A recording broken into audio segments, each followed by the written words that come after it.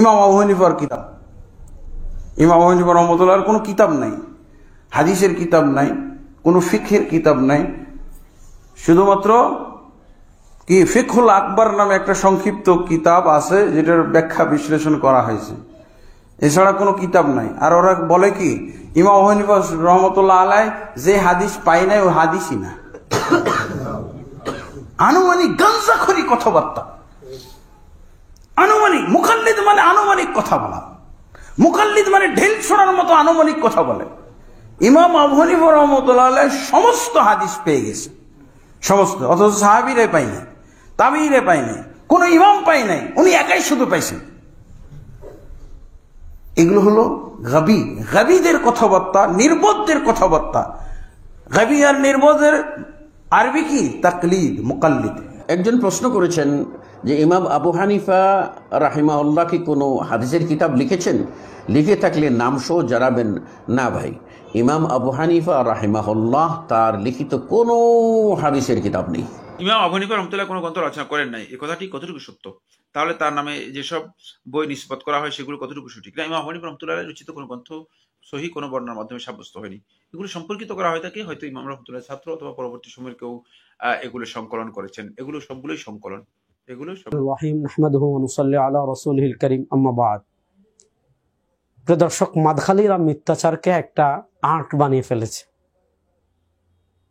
মানে মিথ্যা বলতে এত সাবলীল ভাবে কনফিডেন্সের সাথে মাদখালীরা মিথ্যা বলতে পারবে, এটা যে মিথ্যা এটা আপনি কল্পনা করতে পারবেন না। আকরামুজ্জামান বিন আব্দুস সালামের যে বক্তব্য শুনলেন, ইমাম আজম আবু হানিফা রাহিমাহুল্লাহ কোনো কিতাবই লিখেননি হাদিসের। এবার আপনি এক পাশে আকরামুজ্জামান বিন আব্দুস সালামের বক্তব্য রাখেন, আরেক পাশে আপনি জালালউদ্দিন সুয়ুতী রাহিমাহুল্লাহ তার তাবিয়ুজ সাহিফায় যে বক্তব্য দিয়েছেন সেটা রাখেন।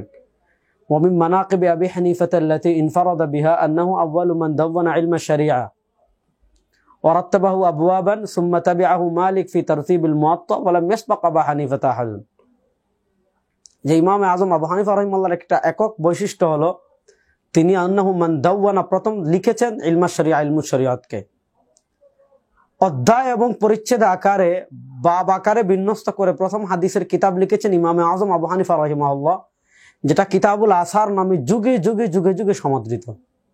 আর মাদখালীরা কি বলে, এই যে আকরামুজ্জামান বিন আব্দুস সালাম সাহেব যা বললেন যে ইমাম আজম আবু হানিফার কোনো কিতাব নাই, দেখেন ইমাম আজম আবু হানিফা রাহিমাহুল্লাহর লিখিত কিতাব কিতাবুল আসার, এই যে আমার হাতে আছে, এটা হলো ইমাম আবু ইউসুফ রাহিমাহুল্লাহর নুসখা, যেটা আবু ইউসুফ রিওয়ায়াত করেছেন। এটা আবুল ওয়াফা আফগানি রাহিমাহুল্লাহ তাহকিক তালিক করে ছাপিয়েছেন কিতাবুল আসার। আর এই যে দেখেন 2 খণ্ডের যেটা কিতাবুল আসার, ইমাম মুহাম্মদ ইবনে হাসান আশ-শায়বানী রাহিমাহুল্লাহ যেটা রিওয়ায়াত করেছেন, ডক্টর খালিদ আউয়াদ তাহকিক তালিক করে দারুন নাওয়াদির থেকে 2 খণ্ডে প্রকাশিত হয়েছে। আর এটা কিতাবুল আসার, ইমাম আবুল ওয়াফা আফগানি রাহিমাহুল্লাহ আবু ইউসুফের রিওয়ায়াতটা ইমাম আবু হানিফা থেকে রিওয়ায়াত করেছেন, তিনি তাহকিক তালিক করে ছাপিয়েছেন কিতাবুল আসার। দেখেন যেখানে ইমাম আজম আবু হানিফা রাহিমাহুল্লাহ লিখিত কিতাবুল আসার মানুষের হাতে হাতে আছে এবং একাধিক প্রকাশনী থেকে এগুলোর মুহাক্কাক নুসখাও বের হয়ে গিয়েছে, এবং পূর্ববর্তী ইমামগণ যেটা স্বীকার করেছেন, জালালউদ্দিন সুয়ুতী রাহিমাহুল্লাহ লিখেছেন, হাইতামি লিখেছেন, আরো অনেক ইমামগণ যে কথাগুলো লিখেছেন, এই কথাগুলো অত্যন্ত সাবলীল ভাবে সাধারণ মানুষের কাছে বলে ফেলবে মিথ্যা। যে ইমাম আজম আবু হানিফা রাহিমাহুল্লাহ হাদিসের কোনো কিতাব লিখেননি, অথচ ইমাম আজম আবু হানিফা রাহিমাহুল্লাহ যেমন আকীদার কিতাব লিখেছেন, ইমাম আজম আবু হানিফা রাহিমাহুল্লাহ তেমন হাদিসেরও কিতাব লিখেছেন।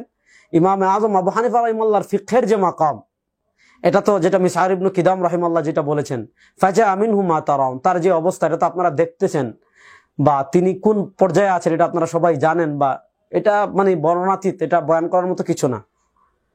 তো এজন্য যারা এই ধরনের ছোট ছোট মিথ্যাচারগুলো ছড়ায়, তাদের উদ্দেশ্য মূলত ইমাম আজম আবু হানিফা রাহিমাহুল্লাহর ব্যাপারে মানুষের অন্তরে একটা খটকা তৈরি করা, একটা সন্দেহের দানা তৈরি করা। তো ইমাম আজম আবু হানিফা রাহিমাহুল্লাহ হাদিসের কিতাব লিখেছেন, এটা সত্য, এবং কিতাবগুলো পাওয়া যায়, এটাও সত্য।